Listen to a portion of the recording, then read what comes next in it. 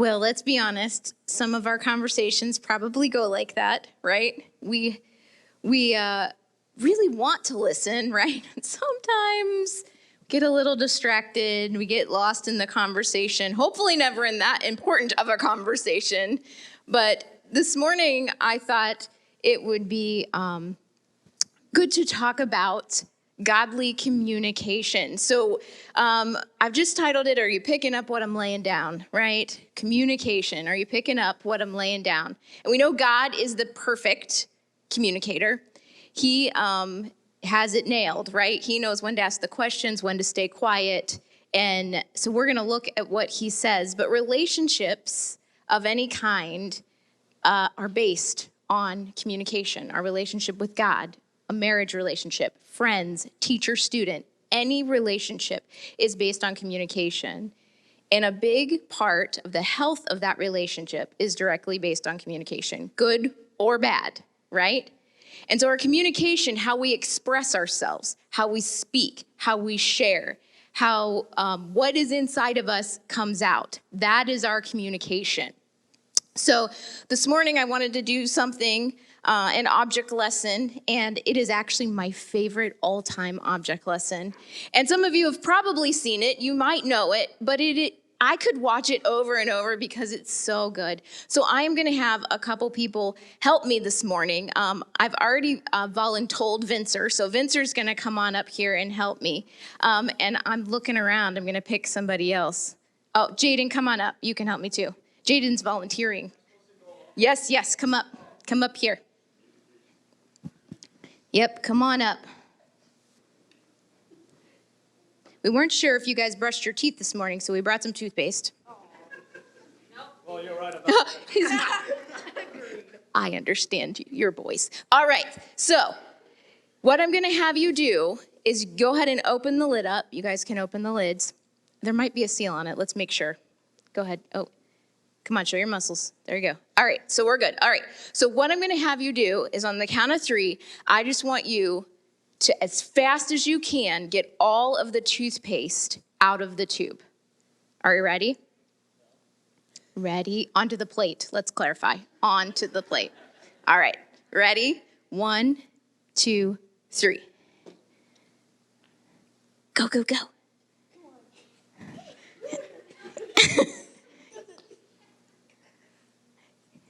Is that how you get your toothpaste out of your tube? I'm not sure you do brush your teeth. I know. I think Vincer's almost done over there. Keep squeezing. You got this, Jaden. This is awful. It's all right. It's all right. This is like modern torture. All right. Do you got it all out, Vincer? You think so? I think you do too. All right. Pause. Right there. Perfect. Okay. But that's really not the game. I just wanted you to do that part. So now what I want you to do is you're going to have 60 seconds, and I want you to put the toothpaste back inside. What? Ready? You ready? Oh, I should get 60 seconds. Hold on, let me get you. Are you guys planning out your strategy? All right, you ready? Set, go. Get back inside.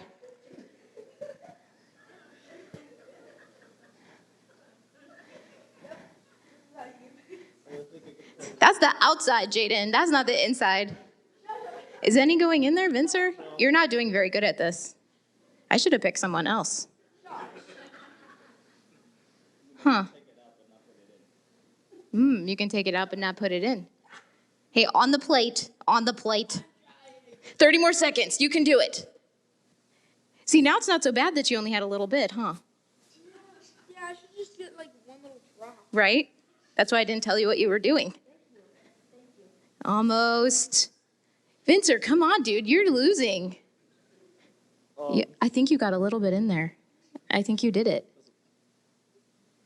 I think it came back out. All right. Stop.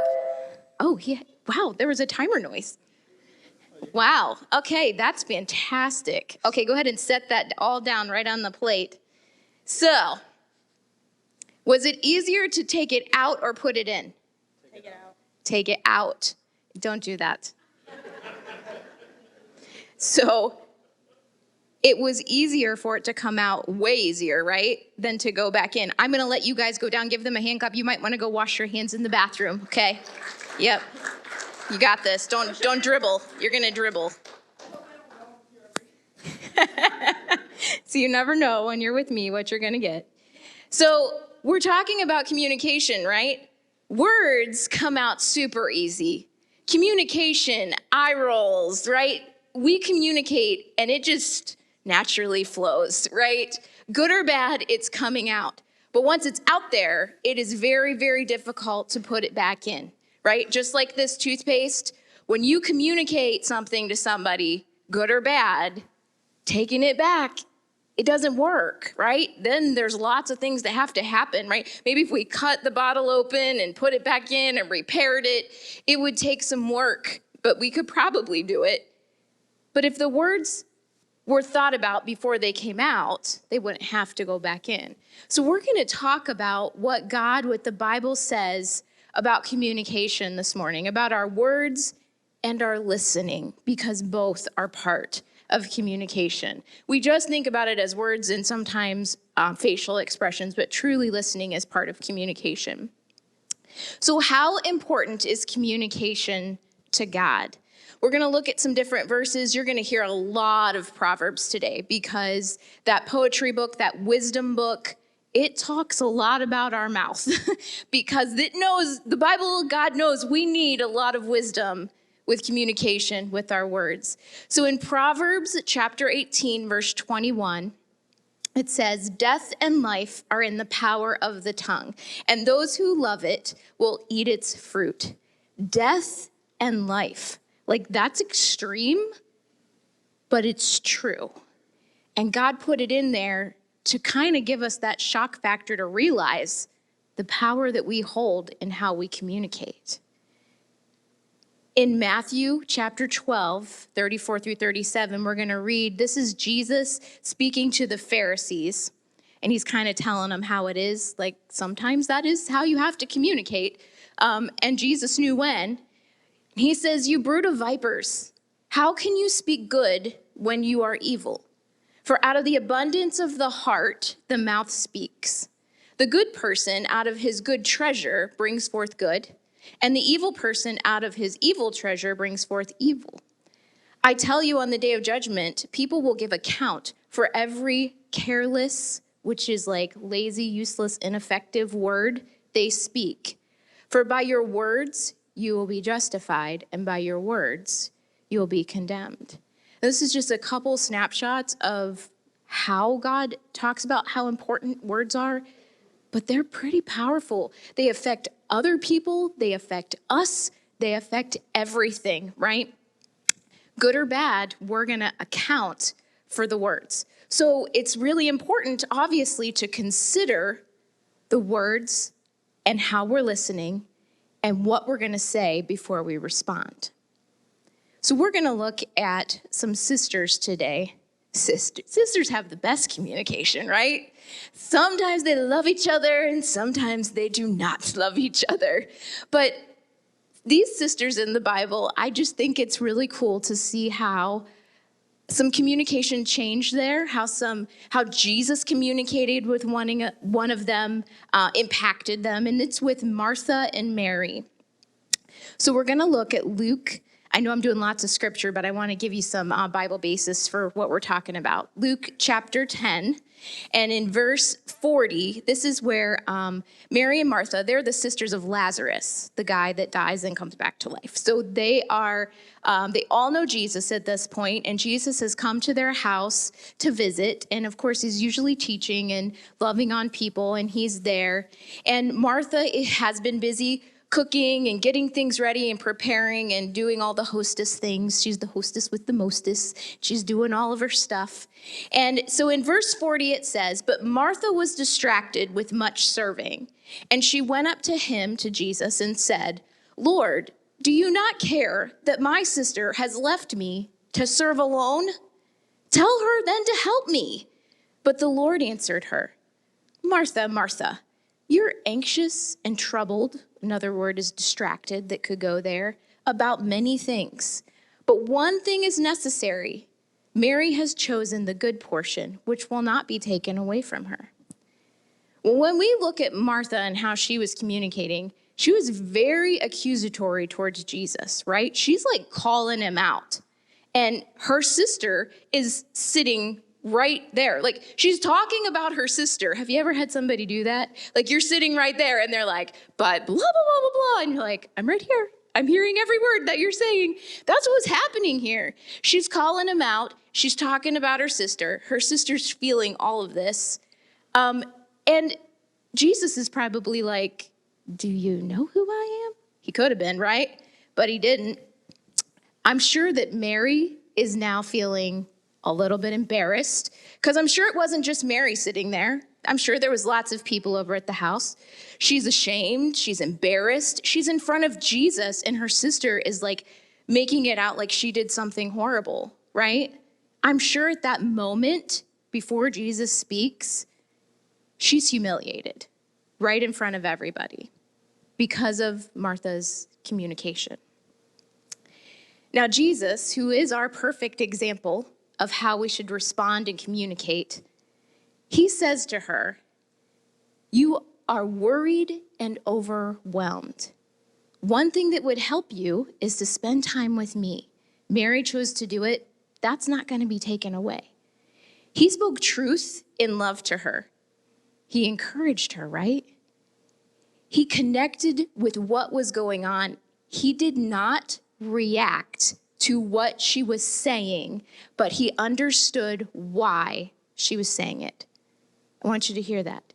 He didn't react to what was being thrown at him, but he looked beyond that and he understood why it was being said.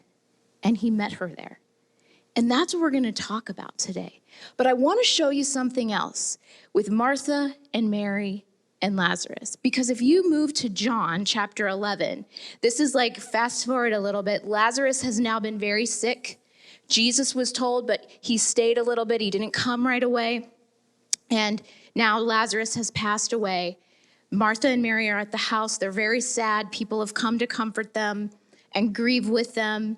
And in verse 17, it says, now when Jesus came, he found that Lazarus had already been in the tomb for days. Bethany was near Jerusalem, about 2 miles off, and many of the Jews had come to Martha and Mary to console them concerning their brother.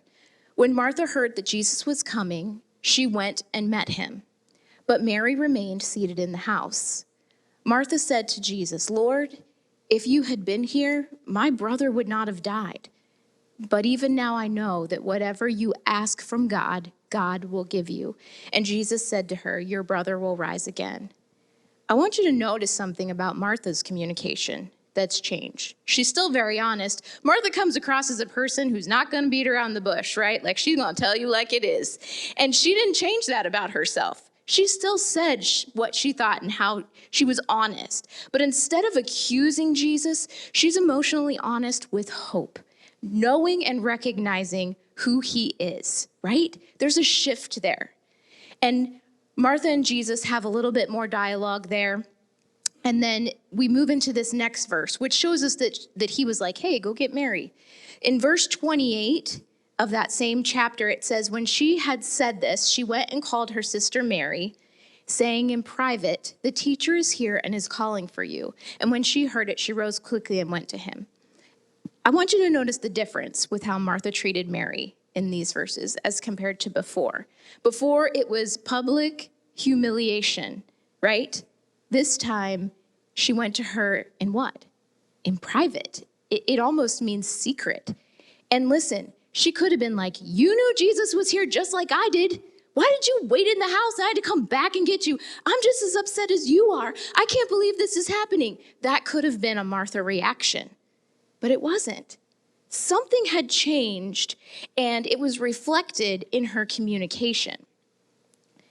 And what it was is that Jesus connected with her why.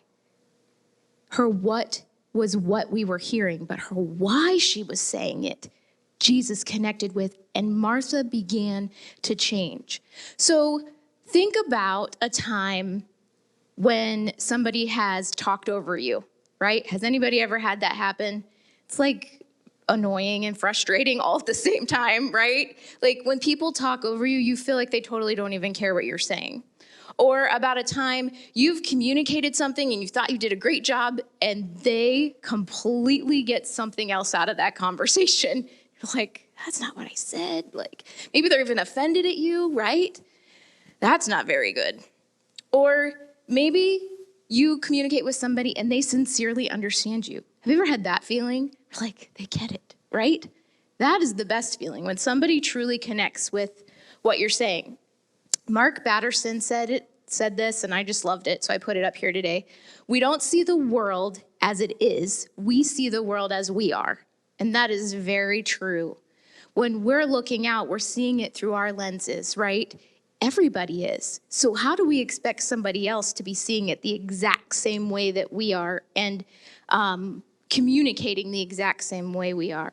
In order to communicate in a godly way, we do need to look at the why behind our communication. And I'm walking over here a second because I set something on the stage over here. So in my Bible study this past week, there was a phrase that they use, and I loved it because it's a phrase that I like to use. I don't know if this is going to stand up. There, we did it.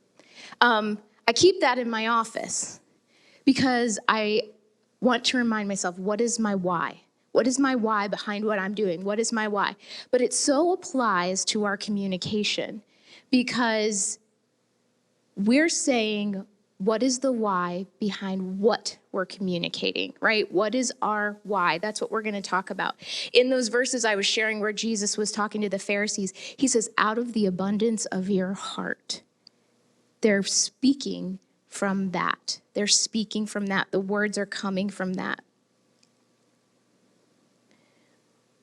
All right. Well, yes, thanks. Fill my empty space. That sounds fantastic. I like your communicating. All right. Well, you shouldn't ask what you're communicating, but why you're communicating it, right? I keep saying that, but I want you to hear it over and over and over again. And recognizing why others are communicating will help you become a good communicator.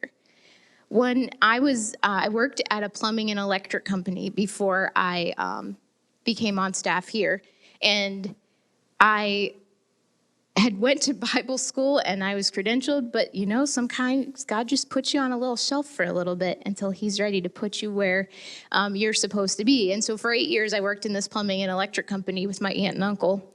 And I was in the offices. I didn't make house calls. So please don't ask me to fix your toilet because I won't know what I'm doing.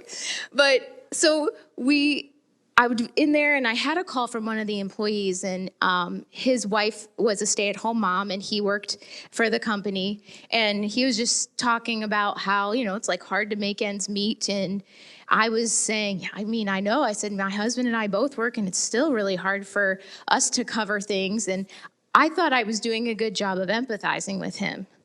But apparently that really offended him and made him think that I thought his wife should be working. He actually took it to the boss. I had to be called in to talk about this, all because of a phone conversation that I didn't even know I did anything. I felt horrible. But it taught me that in communicating, it's not just about what I'm saying, but it truly is about where they're coming from. Why did he take it like that? Probably because somebody else down the road had said something about that, and it really hurt his heart. Probably maybe because family expected her to start working. Who knows the reason? But I didn't catch it, right? I didn't see that. I wasn't even listening for it in the conversation because I was honestly just talking and doing my own thing. And that's kind of the problem. We don't really look for the why behind what's happening, and sometimes we miss it, and I missed it big time. Now, thankfully, we talked through it. We worked it out. I still think he was a little bit hurt because to him, those words were real, just like the toothpaste. But sometimes communication is something we truly need God's help with and God's direction. So this morning, we're going to touch 3 ways that the Bible talks to us about godly communication. The first one is speak truth in love. So have an honest conversation, right? This doesn't mean you tell everyone everything. Please don't do that. But what you do say, you need to speak truth. Lying, exaggerating, God hates it. In Proverbs 12:22, he says, lying lips are an abomination to the Lord, but those that act faithfully are his delight. And in Ephesians 4:25, where he talks a lot to believers about their communication, Paul does, he says, therefore, having put away falsehood, put away, it actually means almost like take it off, like take your coat off. Let each one of you speak the truth with his neighbor, for we are members one of another. One of the ways that we need to make sure we're speaking truth in love is that we're not exaggerating or lying. Sometimes we're tempted to do that, even in small ways. We want to cover something up. We want to make it sound better than it is, right? Exaggerations taint your conversation. Lies taint your conversation. If somebody knows that you're lying and then you go to share Jesus with them, how is that going to affect that communication? It makes them not believe anything that you're saying. It's very important to keep your words truthful, to keep them honest. And we want to encourage people. I always tease my kids because truth is so important to Jesus. He talks about it in the armor of God. It's in the commandments. We see it all through the Bible. I tell my kids their pants are falling down because their truth belt isn't on. So I'll be like, pull your pants back up. You got to put that truth belt on and quit lying to me, right? So it's part of, and I think it's funny because they talk about that they need to take off the lies and then put on their truth belt. So that can be your visual. When you're lying, you got to take it off and put on your belt, okay? So words can be sharp. They can be explosive, right? We all know that. We've all had words come at us that are super hurtful and make us hurt. We need to be careful. There are times that we need to stand up and say things, right? I'm not saying you need to be a softie, but is it still done in love and respecting what God would want us to do? There's a difference in your audience. I'm not going to go into all the things. There's so much on communication. But based on believers or non-believers, how you talk can be differently. But in Ephesians 4:29, it says this is a good rule of thumb no matter who you're talking to. Let no corrupt talking come out of your mouth, but only such as is good for building up as fits the occasion, that it may give grace to those who hear. To build them up in that necessary moment, whatever that is, in love. Is it confrontation? Is it encouragement? Is it just listening, right? Whatever it is in that moment. Gentle correction is something that we have to do. How would you want to be treated, right? Sometimes when we know that we need to talk to somebody about something and we know we're supposed to do it and we know we're doing it from a good heart, you're still met with resistance and with anger. That doesn't mean that you did it wrong. It's just that that's our natural reaction. Whether we're going to accept it or not accept it, we're not going to be like, oh, thank you for telling me I'm so wrong. Like, that's just not how it works, right? Nobody really reacts like that. Jesus calls out Martha. When he's in that spot, he says, you've chosen the wrong thing. Sorry, lady, that's just how it is. That's what he told her. He said, you've chosen the wrong thing. Your actions need corrected. But he did it in love, right? And confronting issues is really something we need to make sure that it's about God's righteousness and not about our self-righteousness. We can't expect others to know how to act like God if they don't know God. Let's just be honest there. Sometimes we try to force the world to act like Christians, and that's probably not going to work until they know Jesus. So let's give them to Jesus, bring them to Jesus, stand up for things that God tells us to stand up for in love. Speak truth in love. Now remember, if you're not speaking truth, you want to ask yourself, why am I communicating that way? Why do I want to lie? Why do I not trust God enough to help me when I've messed up? Is he not big enough to forgive me? Do I not believe that other people will forgive me or that God will help me even if they don't forgive me? What is my reasoning? Why am I acting this way to create this communication? That's where that what is your why comes in, right? figure out what inside you makes you want to communicate that way.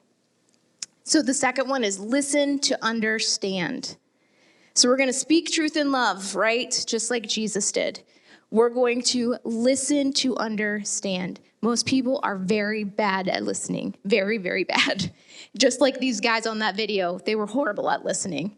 We think we know what's best, right? We think we understand what a person needs. So we start talking or answering it in our head. I know you've heard this before we even really listen.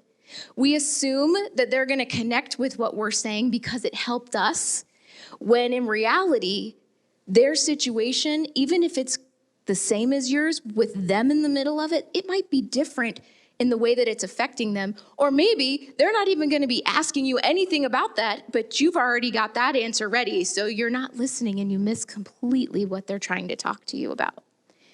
In Proverbs 18:2, more Proverbs, I'm telling you, has so much wisdom in it. A fool takes no pleasure in understanding, but only in expressing his opinion, right? If we're doing that, we got to slow down. Nobody wants to be a fool. In Hebrew, it says a stupid man. I don't want to be a stupid man, right? We want to be a wise man. And so slow down, try to understand. In James 1:19-20, this is a verse you hear a lot with communication. Know this, my beloved brothers, let every person be quick to hear, slow to speak, slow to anger, for the anger of man does not produce the righteousness of God. Pride creates bad communication, and sometimes that's why we don't listen.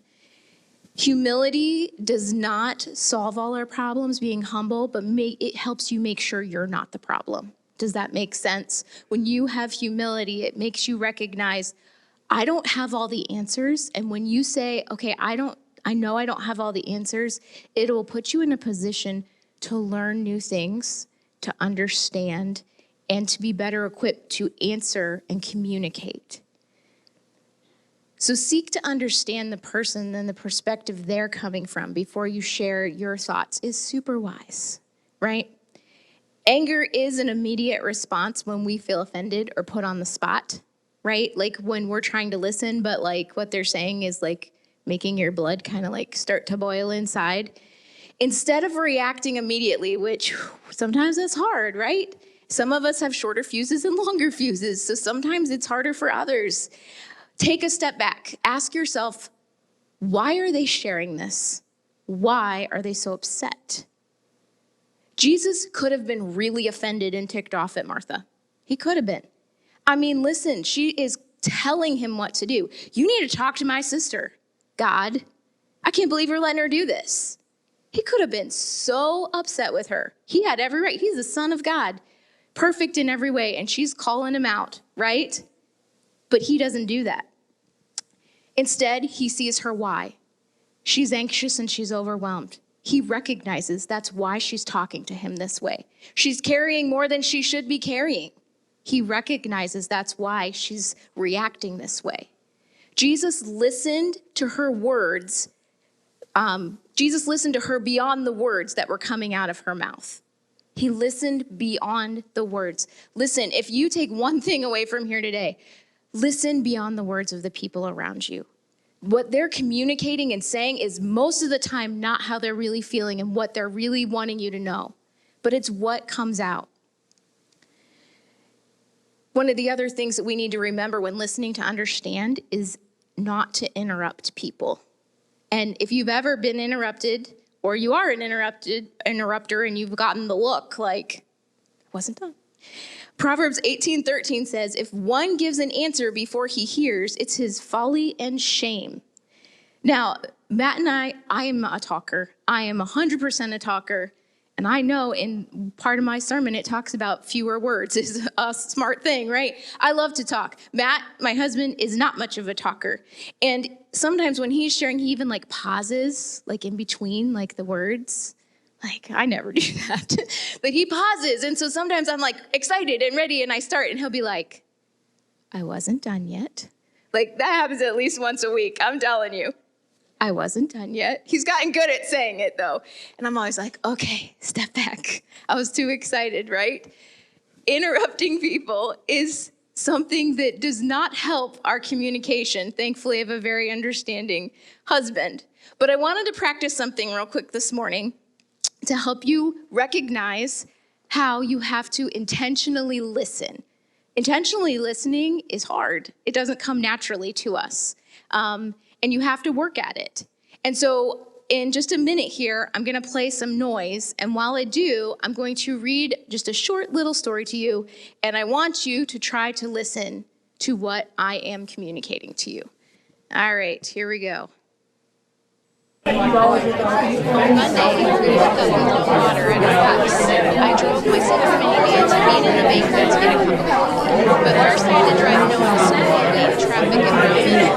So then I headed back home to deal with the situation. And on my way, I passed this pond on the side of the road. And it was so sticky, and it was like my whole leg sticky. All right. Did any of you hear what I was saying to you? No? It was hard, wasn't it?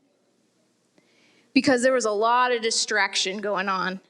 And I'm telling you, sometimes when we're talking to people, that is what it feels like, right? Like, especially, and those of you who have kids or you're taking care of something, right? Even if it's not kids, like you're always doing like you're doing this. And like I said, the person's right here, but you're like trying to like focus because you're distracted, right?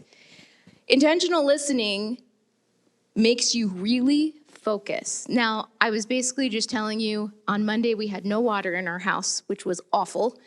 And so we got coffee somewhere else. I took Noah to school. On the way back, there was a skunk on the road that really smelled, and it just reminded me of my whole day. So that was the story that I told you. And true story, we did not have water. It is now fixed. It's like the shower turned on and nothing came out.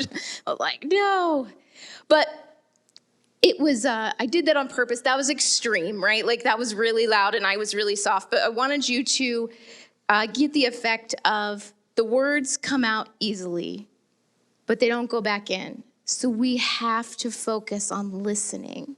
Jesus really listened to Martha. He really did listen. She was upset at him. She was yelling at him. It could have been all bad, but he really took the time to listen. In Philippians 2:3-4, it says, "Do nothing from selfish ambition or conceit, but in humility count others more significant than yourselves. Let each of you look not only to your own interests, but also to the interests of others." We don't listen. When we don't listen, we miss a whole lot. We miss opportunities that God has right in front of us to connect with those around us.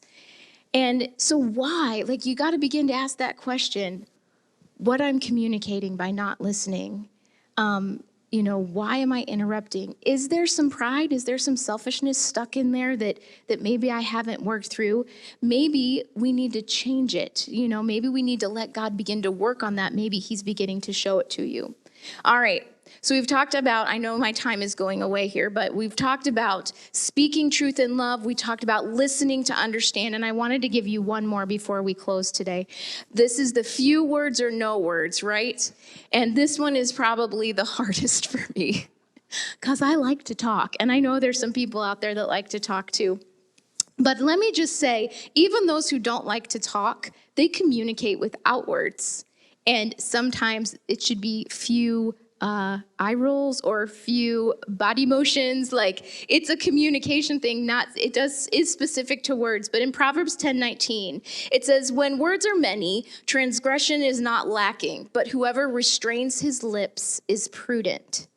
And I'm going to jump right into the next one. Proverbs 17:27 says, "Whoever restrains his words has knowledge, and he who has a cool spirit is a man of understanding."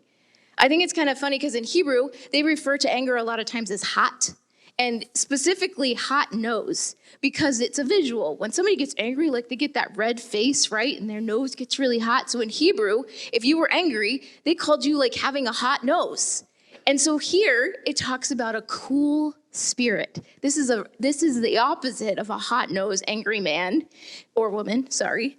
It could be you have a calm, relaxed spirit and a man of understanding because you're listening to understand before you use those words. One more proverb here in Proverb 21:23, whoever keeps his mouth and his tongue keeps himself out of trouble. Think about a time where somebody's dominated your conversation, right? And you're like, I can't even talk. Like or you're the one dominating and everyone's kind of giving you the look like, could you stop talking now? It could go either way, right? We could be either one of those people. We can't get out of talking. We have to talk to communicate. There is wisdom, though, in restraining ourselves. So we got to be careful. In Proverbs 29:11, it says, a fool gives full vent to his spirit, but a wise man quietly holds it back. The words we speak to others should be building them up. This doesn't mean that we don't confront or challenge, but if we speak out of anger, it's likely not going to be good. Anger is something we have to work with, right? We all get angry. We all have those moments that we're offended. When poor Matt, he's just going to be my object lesson all day long. Don't tell him he's downstairs. When Matt gets upset, he likes to leave for a little bit. He'll go on a walk, he'll go on a drive. And man, at first, when we were first married, that used to make me so mad. I wanted to talk about it now. I don't like feeling this way. I want to fix it. Come back. Why are you leaving? You're making me more angry. This is not working. But there is so much wisdom in walking away for a few minutes. He knew that he needed some time to process and to work through because he's the man of few words. I'm the lots of words coming out of my mouth. And he needed some time to think. When you get into that anger side, that emotion, you're in the emotional side of your brain. And when you're in that emotional side, your logical side ain't working, right? They're not connecting. Somebody explained it to me like this. If there's a stick on a path and you're walking in the woods and you think it's a snake, you're like, you jump back, right? You run, you don't stop and think, maybe that might be a stick. I think I should scream. No, it's immediate reaction because it's the emotional side of your brain impulsively acting. When you're in that angry side or you're super emotional, you're stuck there. It's like a spinning wheel. You need some time for that logical side and that emotional side to connect so that you can communicate the way God created you to do it. We want them working together. Martha spoke out of anger. She humiliated her sister, who in fact was actually doing the right thing, and it wasn't viewed that way by Martha. Even in cases, though, where people are wrong, we have to choose carefully how to speak. God truly wants us to stand up for injustice, but sometimes we're acting out of self-righteousness rather than God's righteousness. Few words helps us not to gossip, helps us not to say more than we should, to be careful. So sometimes when we use our words, it's because we need to be right. Ask that question. Why do I need to be right? Why do I need them to know that I'm not wrong? Whose righteousness am I trying to honor? Maybe we need to allow God to heal our minds that are stuck in that spinning emotional cycle. And so we're impulsively saying things that later we're like, I wish I would have never said that. It puts you in that fight or flight mode. Figuring out your why. So we're going to conclude here this morning. We've talked about Martha and Mary, and if the worship team could go ahead and make their way back up. We talked about learning to speak the truth in love, listening to understand, right? And we also talked about few words, sometimes no words. Sometimes it's better to just step back. Even if you feel like you haven't been heard, even if you feel like you were not done right, let God do it. Close your mouth, walk away, trust God to do the things that need to be done. There's this last verse in Colossians, and when Paul was sharing it, he was actually referencing how we talk to unbelievers, but truthfully, it can be applied to believers or unbelievers and how we talk to them. And in Colossians 4:6, it says, let your speech always be gracious, seasoned with salt, so that you may know how you ought to answer each person. Everybody is different. Every single person is viewing life, like Mark Batterson said, from the world that they're in, right? And so when we're going to connect with them and have godly communication, we first have to check ourselves, right? Listen, we named I named this sermon today, "Are you picking up what I'm laying down?" Well, listen, I think that those you're communicating with, they're going to pick up what you're laying down. It's more a matter of, are you laying down the right thing? Will they walk away from your conversation feeling understood, challenged in love, heard? Or are they going to walk away crushed, angry for no reason, quietly broken, right? The reaction that you see immediately may not reflect what's going on the inside. And so this morning, I really want to challenge you to check your heart first. Is what you're communicating look like speaking in love, listening to understand? Does it look like few words or no words where that needs to happen? Or do you need to look at your why? Why am I not doing this the right way? Why am I wanting to lie? Why am I getting angry and offended? Why am I speaking out when I shouldn't? You guys can start playing whenever you're ready. There's one more verse I want to leave with you, and this is a verse I pray almost every morning because I know I am a person of words. But I pray this every morning, and it's Psalm 19:14. "Let the words of my mouth and the meditation of my heart be acceptable in your sight, O Lord, my God, my Redeemer." I am not perfect, and I never will be. Even with Jesus, and he's done a lot of work in me, there's still a lot more to be done, just like in all of us. And I want the words of my mouth to honor him. I want the way I communicate to the people around me, in the church, outside of the church, wherever I'm at. I want my words to build them up and encourage them, challenge them, but I want it to be the right thing that God has. And I want to do it from a right heart, from that good treasure that Jesus talked about, from the abundance of that good treasure. That's what I want to come out. So this morning, are you hurting inside? And that's what's coming out. Are you empty inside? And that's what's coming out. Do you need forgiveness from something or healing? What is affecting your communication?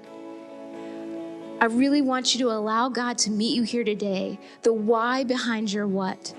What I am saying will change when I figure out why I am saying it. And when you begin to allow God to meet you and change you, it'll change those around you. Martha was changed because of Jesus, because he chose to communicate in a way that challenged her but loved her. That's what I want. I want to challenge and love people from a place that I know I'm where I am with God. And it helps change people to love Jesus more. Can you stand with me today?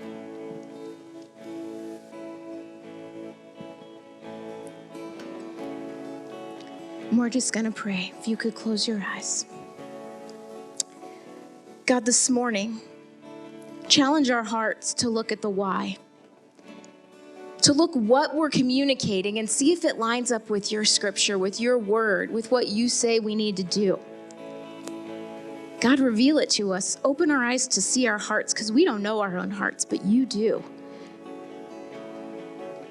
Let us see where maybe we don't have it right, or where we need forgiven or healed. Whatever it is, Lord God, this morning, I pray that we recognize. Maybe this morning, God, hearts are empty and they've never been filled with you. Jesus. This morning, if you're here and you've never asked Jesus to be the Lord of your life, to be the one who you trust and to know him, to take away your sins, to heal you, to become the master and Lord of your life. If that's you this morning and you're like, I want to know this Jesus that spoke to Martha in a different way. If that's you this morning, would you just raise your hand? If you're here this morning and you're choosing Jesus for the first time, Jesus. This morning, you're here, and maybe you're like, you know what? My communication's been off. I just haven't been doing communication the way that it should be done. And this morning, I am recognizing that something's going on inside of me, and I need to change. I need to let God heal me and touch me. If that's you this morning and you're beginning to see that, could you just raise your hand with me this morning? I see hands all over this place. Thank you, Jesus. This morning, if that's you, I'm just going to pray right now. And I'm believing with you that God's going to open your eyes. Jesus, I pray that as our hearts have been stirred this morning to see we need to make a change, that you help us know how. That we trust you where we don't know what to do. God, that you would change our hearts. That you'd let us speak truth in love, God. Trusting that we don't have to lie or exaggerate because you love us beyond any mistake. And that we can trust you even when others don't follow what you're saying because you will love us beyond that. I pray you bring healing, God, where anger has been an issue. God, I pray that you touch hearts that have been afraid to communicate and challenge others. God, whatever the why is that you're reaching down and stirring and showing them, you're doing it because you're going to change them. And they're going to see their communication begin to change, and they're going to see that begin to change others. God, I thank you that you are going to begin to do things in the lives around us because we are letting your spirit, your wholeness flow through us, Jesus.